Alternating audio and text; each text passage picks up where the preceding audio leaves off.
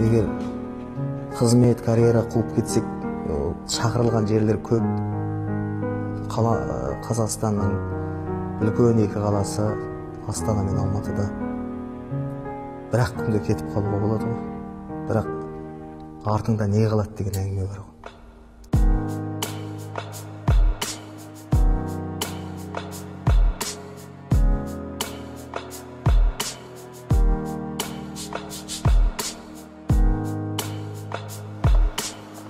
Өзіңнің сүйген ісің болмағаннан кейін ол кабинетте 1 минутта отыра алмайсың.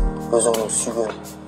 Ал өмірдің мәні мен мағынасы өзіңнің сүйген мамандығынан ләззат алу, соның жемісін көру. Риясыз сонымен шын жүректен айналысу керек.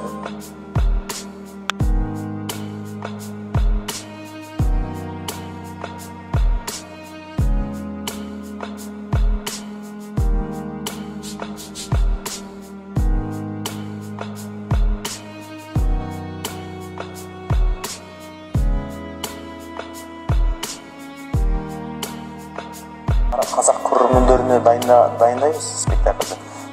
Сөйте тұрып өз көрермендерімізді қазіргі талғамы биік көрермендерді таңғалдыра беру оңай нәрсе емес.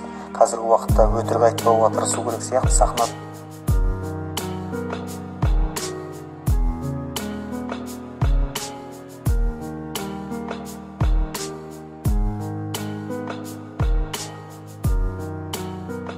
Обратимся с просьбой присвоить этому чудесному театру имя так безвременно, так рано ушедшего из театральной жизни Рустема Издоулетова. Давайте напишем такое обращение.